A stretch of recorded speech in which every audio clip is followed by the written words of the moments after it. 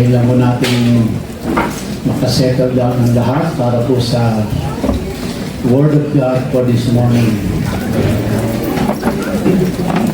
Well, hindi po natin tatalakayin ang Leviticus because ay akin kong ipapaliwanag kung ano po ang Shavuot.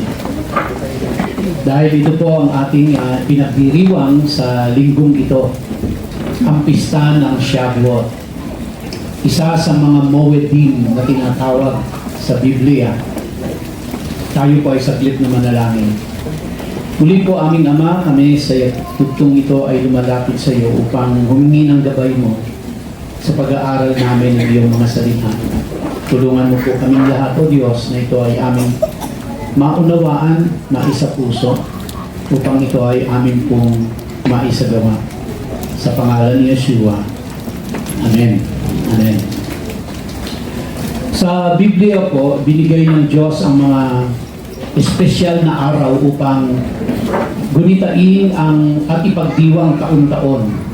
Ang tawag po natin dyan sa salitang Hebreo ay Moedim, na nangangahulugan pong itinakdang panahon or the appointed time. So ang nagtakda po nito ay hindi ang mga Hudyo. Ang nagtakda nito ay ang Diyos mismo. Ang layunin ng mga araw na ito ay upang alalahanin ang ginawa ng Diyos noong nakaraan at asahan ang katuparan ng kanyang mga pangako sa hinaharap. Sa aralin ito, tatalakayin po natin ang isa sa mga Moed o itinakdang panahon ng Diyos, ang pista ng Shavuot, na sa Ingles ay tinatawag ding Feast of Weeks. Marahil po ay narinig nyo na ito at ang salitang Pentecost, marahil narinig nyo na po ito, at ito po ang tawag sa kapistahan sa salitang Griego. So Shavuot sa Shavuot sa Hebrew at Pentecost naman sa Greek. Bakit ba naging Pentecost sa Greek yung Shavuot? So ang ibig sabihin ng Shavuot ay mga linggo or weeks. Kaya ito ay tinatawag na Feast of Weeks. Yung Shavuot po ay pwede rin tawagin natin Feast of Weeks. At ang salitang ito ay nagmula po sa Shavua, na ang kahulugan ay linggo. Kaya po mapapansin natin na traditionally ang mga Hudyo, ang kanilang pagbati po pagdating ng linggo ay Shavua Tov. Pakisabi nga po dun sa katabi ninyo, Shavua Tov. So ang ibig sabihin po niyan, magandang linggo. Yan, magandang linggo ang ibig sabihin po ng Shavua.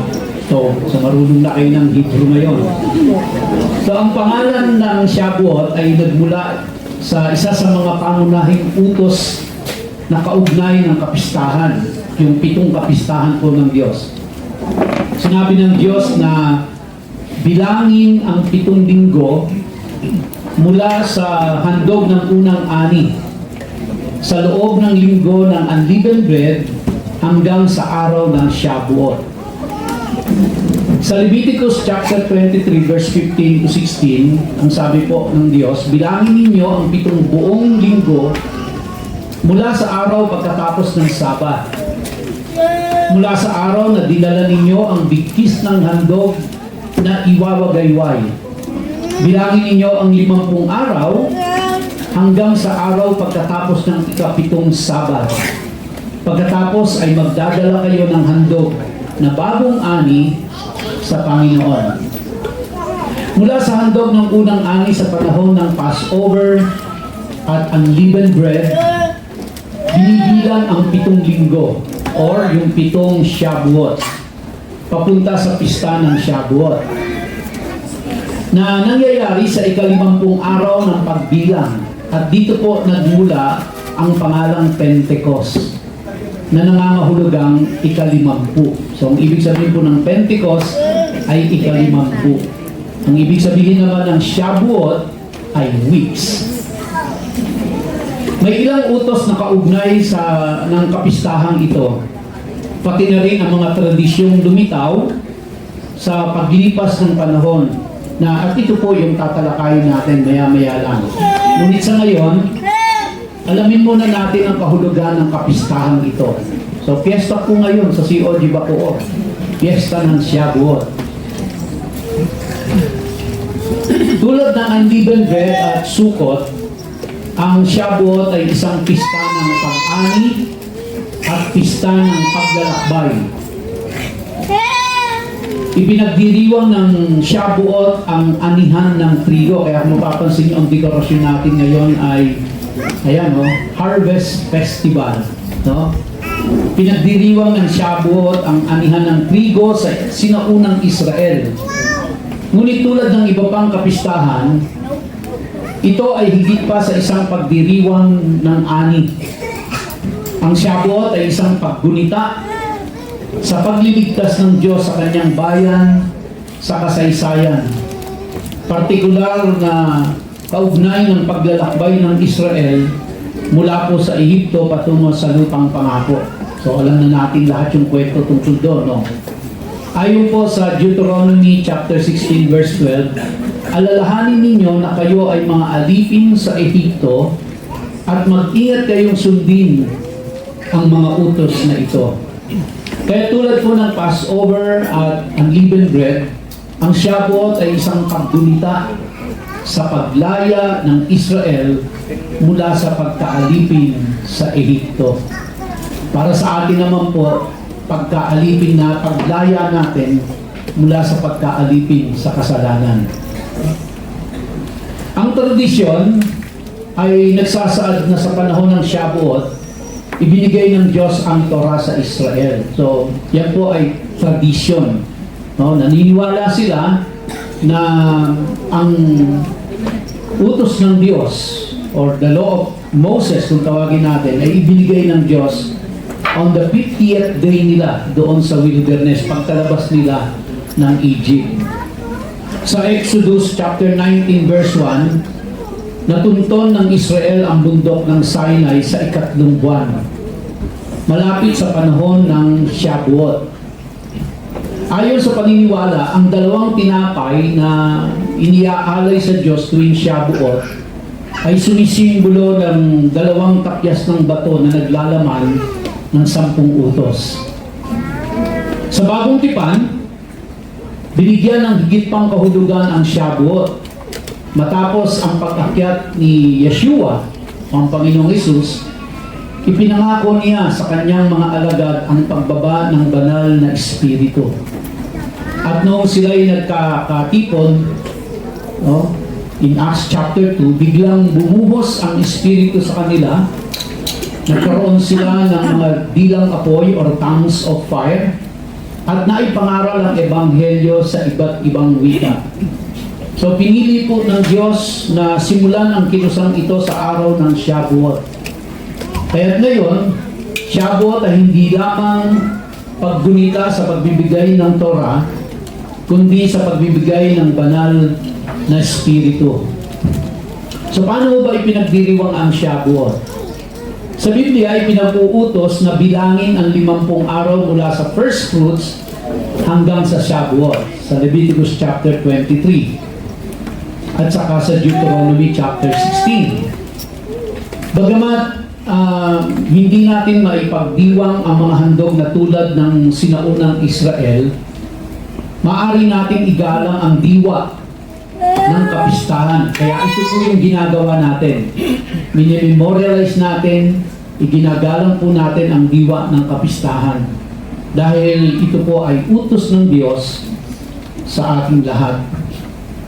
So, traditional na nagbibilang ang mga Hudyo ng bawat araw mula sa araw ng first fruits patungo sa Shavuot at sila'y nagdarasal tuwing gabi.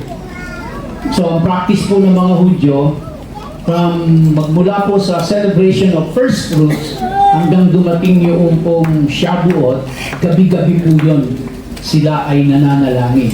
Kaya siguro sa susunod na celebration natin, after ng first fruits na celebration natin, Every night magpe-pray tayo. Kung paano paplanuhin yon, bahala na po sa Ate Soray yan. No? Kasi ganito nila sineselebrate yun. Habang iniintay nila yung Shavuot, gabi-gabi po nagpe-pray sila. Now, ano po yung mga gawain tuwing Shavuot? Una, pagsasaya at pagsamba. Kaya mamaya po magsasaya tayo. Kanina sumamba na tayo, no? Through music. Mamaya na po ay magsasaya tayo. At ang Shavuot po ay araw ng kapahingahan tulad ng Sabat. Kaya ito ay isang araw ng pagsamba at kasiyahan kasama ang pamilya at komunidad. Minsan nga po, nasabi ko doon sa aming kwentuhan na maganda sana yung mga piyesta natin, no? Sa mga probinsya, sa mga baryo-baryo, sa mga bayan, maganda po sana na nagdiriwang ang tao kapag nagkaroon ng masaganang ani, no? At ipinagpapasalamat sa Diyos. Ang pagkakamali lang po doon ay hindi sa totoong Diyos iniaalay. Sa mga ribulto inalay yung kapistahan. No? So dito, yung kapistahan po natin ay alay natin dito sa ating Diyos. Kaya magsasaya tayo at sasamba dahil sa kanyang kabutihan sa atin. Ito rin po ang panahon ng Shavuot, ang pagtulong sa mahihirap. Siguro ito yung next na magiging improvement natin sa ating celebration ng Shavuot. Isama po natin yung pagtulong sa mahihirap. Dahil ayon sa Leviticus chapter 23 verse 22, ang gilid ng mga bukid ay hindi dapat anihin upang ang mahihirap ay makakain. So sa Shavuot, marami ang nagbibigay ng donasyon sa nangangailangan. So siguro ito isang pwede natin gawing improvement next time. Isama natin po yung mga mahihirap na gusto nating tulungan. Ang pangatlo po na kanilang gawain ay ang pagbasa ng aklat ni Ruth sa Biblia. Ang kwento ni Ruth ay nagaganap sa panahon ng pag-aani. Ipinapakita nito kung paano siya naging bahagi ng Israel. Isang magandang paalala sa ating pagiging bahagi ng bayan ng Diyos. Ito po ang maganda. Hindi ko lang alam kung may pin-repair, pero mukhang wala akong nakita. Ang pagtikim ng dairy products. Karaniwan ang pagkain ng keso, gatas at matatamis. So wala akong nakita ang ano eh. Merong cake pala. May cake tayo mamaya. Wala lang mga chocolates. At ito ay sumisimbolo po sa pangako ng lupang pangako na dumadaloy sa gatas at kulot-ukyutan. And lastly, nakita niyo naman po, napakaganda ng ating mga palamuti kasi isa po sa ginagawa during celebration of Shavuot ay ang pagpapalamuti ng mga bulaklak at halaman. Isinasagisag ng sariwang gulay at bulaklak ang Torah bilang isang puno ng buhay. So sunod, makikita nyo nakasabit dyan, gulay na. May kangkong, may upo, may patola, no? Yan. Pero salamat po sa mga nag-decorate nito. So ang Shavuot ay isang makabuluhang kapistahan na nagpapaalala sa ating paglaya, pagiging bayan ng Diyos, at pagsugo upang ipalaganap ang Ebanghelyo. Ulitin ko po yun, ang Shavuot ay isang makabuluhang kapistahan na nagpapaalala sa ating paglaya, freedom from the bondage of sin through Jesus Christ, at pagiging bayan ng Diyos. Bagamat hindi po tayong direktang piniling bayan ng Diyos, pero dahil nakipag-isa tayo kay Kristo, tayo po ay kasama na sa piniling bayan ng Diyos, walang iba kundi ang Israel. At of course, kaalinsabay po nito ay pagpapalaganap ng Ebanghelyo or spreading the gospel. At ito po mga kapatid ay ipinagdiwang ng mga apostol. Mababasa po natin yan sa New Testament, no? Sa Book of Acts, sa 1 Corinthians, ipinagdiwang po nila itong Shavuot na ito. At kasama ang Panginoong Yesus na nagdiwang ng Shavuot. At ito rin ay maaaring bahagi ng ating espiritual na pamumuhay. Ang Shavuot po ay ginugunita bilang sandali kung kailan ibinigay ng Diyos ang Torah sa Israel sa bundok Sinai. So ngayon po ay tinatalakay natin linggo-linggo ang Torah, purihin ng Diyos. At hindi lamang ito isang legal o relihiyosong batas. Ito ay isang pangako na nagtatakda sa Israel bilang bayan ng Diyos. Maraming tumuturing dito bilang isang kasal. No? Ang Shavuot po ay isang kasal kung saan ipinagkaloob ng Diyos ang kanyang Torah bilang kontrata ng tipan na sa Hudyo kung tawagin po ito ay ketuba.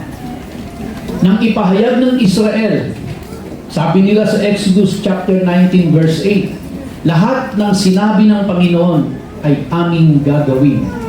So kaya tinuturing po nila na ang Shavuot ay panahon ng parang ikinasal ang Diyos at ang sambayan ng Israelita. Isang kasal po ito. Ito ay kahalintulad ng mga pangakong binibigkas sa isang kasal. Ang Shavuot ay tinuturing na katuparan ng Paskua or Passover. Actually, ito po yung concluding part ng Passover. Kasi yung Passover, unleavened bread, first fruits, and then the conclusion of the Passover celebration is the Shavuot. Habang ang Passover ay sumisimbolo sa kalayaan mula sa pagkaalipin, ang Shavuot ay kumakatawan naman po sa layunin ng kalayaang iyon. Upang mamuhay bilang bayan ng Diyos na sumusunod sa kanyang patnubay. Sa madaling salita, ang pagligtas ay hindi ganap kung walang kapahayagan ng kanyang kalooban. Sa agrikultura naman po, ang Shavuot ay pista ng anihan ng trigo na nagpapaalala sa tao sa probisyon ng Diyos. Maaring sa ngayon po wala tayong inaning trigo, pero sa ibang kaparaanan ay pinagkalooban tayo ng Diyos ng kanyang probisyon.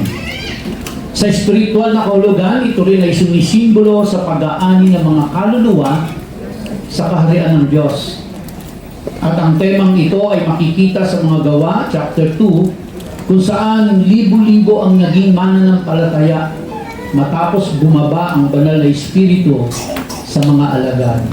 Kung nare-recall niyo po, ang na-born again doon ay 3,000. At kung maalala niyo rin po, ang namatay doon sa Sinai nung sila ay naggawa ng golden calf ay 3,000. Oh, coincidence? I don't think so. May significance po yun.